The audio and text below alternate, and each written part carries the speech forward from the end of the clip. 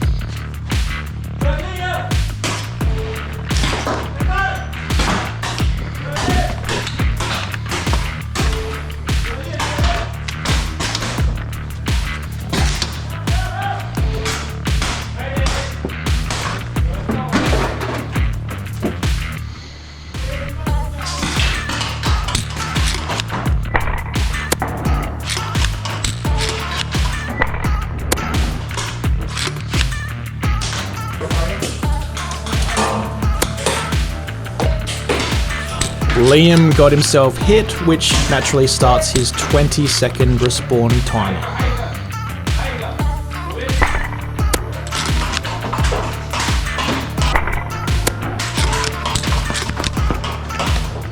Hit.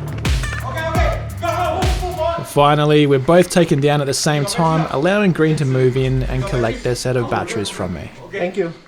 With no real reason to fight Green anymore, Liam and I move out into the hall with them. As it turns out, Green and Blue had decided to form an unofficial alliance with each other, but no one told Liam and myself. So we took a couple of Blues out first. Ultimately, once we learned there was an alliance between the two, we gave Blue a set of batteries. And now, wanting to make it fair on Red and Yellow, Liam and I went searching for them. And eventually we discovered Yellow had bunkered down inside of a building. If Yellow wanted their batteries though, they'd have to come out and get them. We're not going to go bring them to them. Problem is, Blue and Green now had them completely surrounded. As the time limit for the mission neared its conclusion, a hidden Red Team player showed up out of the trees and demanded batteries off Liam and I, or he would just shoot us. So every team had acquired some batteries aside from Yellow. However, all teams had found at least one power source to use them in. Very luckily for Yellow Team, for the final mission, an actual proper alliance would merge the 4 teams into 2. The team with the most respawn points and floppy disks combined would get to merge with a team of their choice, and that leading team happened to be Blue, and they chose to merge with Green. So Red, of course, is left to merge with Yellow. Here's a copy of an updated map which actually looks very even, and it could be anyone's game for the final round. Now, speaking of that final round, the mission was titled Judgement Day.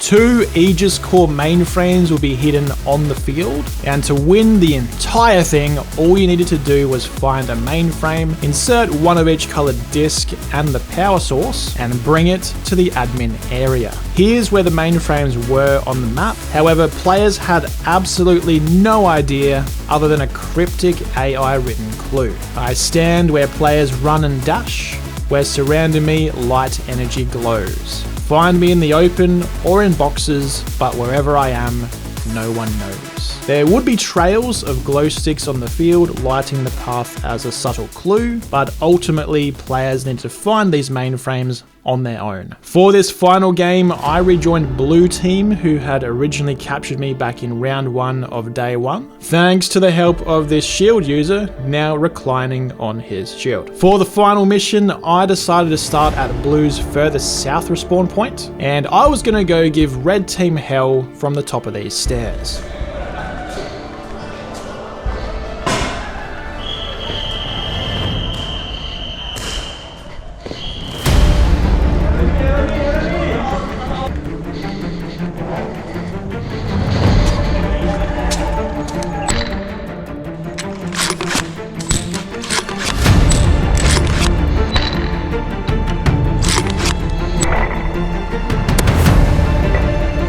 Little did I know, right behind these red team players on the court was one of the mainframes. So my choice of position here may have actually been very impactful in holding them back.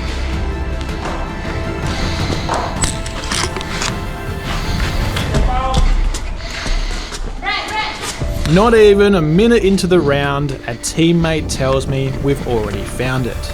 Now the race is on. Who can get the Aegis Core set up back at the admin area first?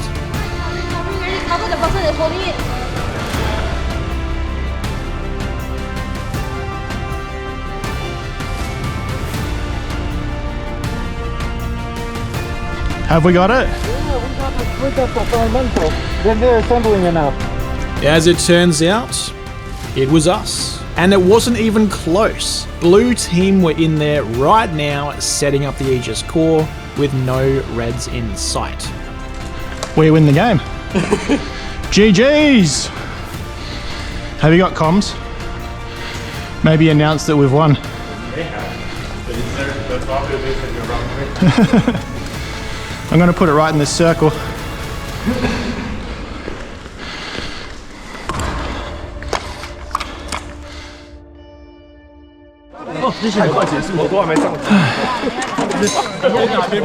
Good game. Now, because that was over so quickly, we decided to play it back, but make it heavily weighted against Blue to see if it was just a fluke. This time, Blue have to capture the Aegis Core and Red have to defend. Blue Team have to reach the chair that was Blue's original respawn point and activate the core to win. Oh, and we only have 1 life to do it in, so this is going to be a very difficult job for Blue Team to pull off. But if we manage to do it, it'll be a legendary double victory.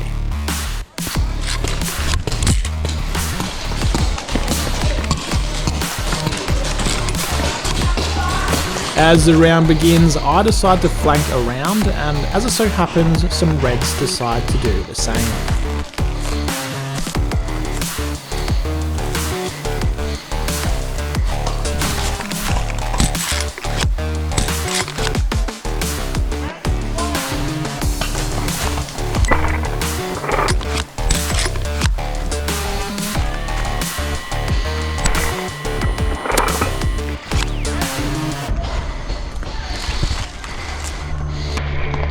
Oh, hit.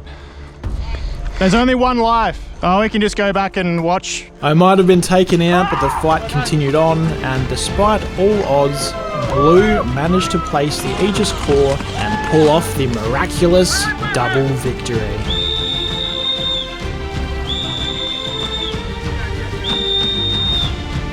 Both teams celebrated and discussed the final moments of the game. The player I shot at the very end there actually showed me where the dart had hit because it was still there, sandwiched in between 2 mags. victories. But the day wasn't quite over yet. Silent Knight's story may have concluded with Blue taking the double victory, but we had one more friendly game left in us. The final game of the day was going to be Taiwan versus all the international players. 2 teams, single life.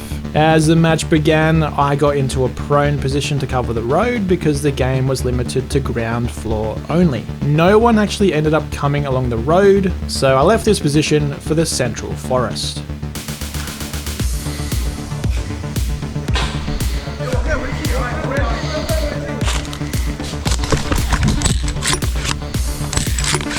Contact! Contact in the forest!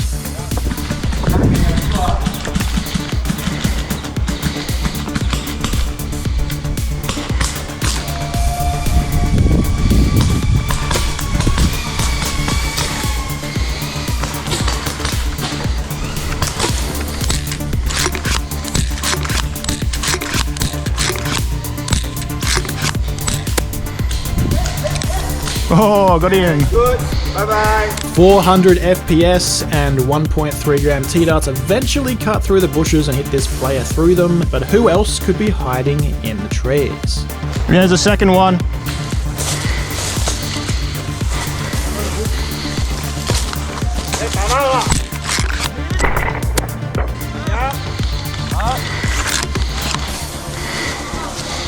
Where's my hand?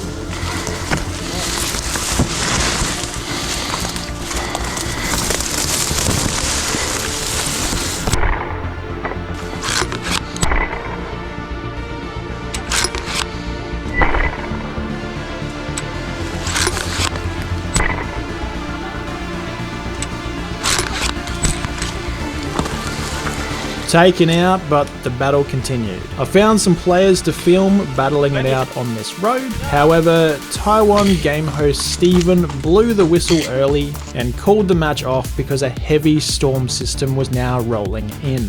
With the downpour settling in for good and the sky getting darker and darker, we packed up all of our gear with what little light we had remaining. There was no power at the Airsoft field. Liam had a quick shot of a nice bolt action Nerf sniper called the Iron Pangolin, and we called it a day. Overall, I've got to say Sabre's Silent Night games have been getting bigger and better every year. From the first one at an old scout camp in Malaysia with native kaiju, to a huge paintball park in the second year, and now an entire abandoned multi-story, multi-building university campus. I'm very excited to see where we end up for Silent Night 4. And I think it's going to be a difficult challenge for Conrad and the team to pick a location that quite lives up to this one. Now, probably my favorite parts from SK3 were sniping from the upper floors. Sniping's a good job, mate, but I also enjoyed rushing blue team and picking them off one by one. Go rewatch day 1 to see all of that again. To end off the video, I'd like to give special thanks to BroBear, JJ and Steven for all their behind the scenes help assisting Sabre with the coordination of Silent Night 3. The games couldn't have happened without you guys. I'll put links to Sabre down below as well as all their main resellers if you're interested in the blaster I've been using this entire time, the Sabre Ultima, or any of their other blasters, even the new HPA offerings that half the players here were using as well. Like, comment, subscribe and all of that. Here's 2 other videos you might enjoy, and as always, thank you very much for watching. I'll see all you guys from this video next year, and you viewers on the next one.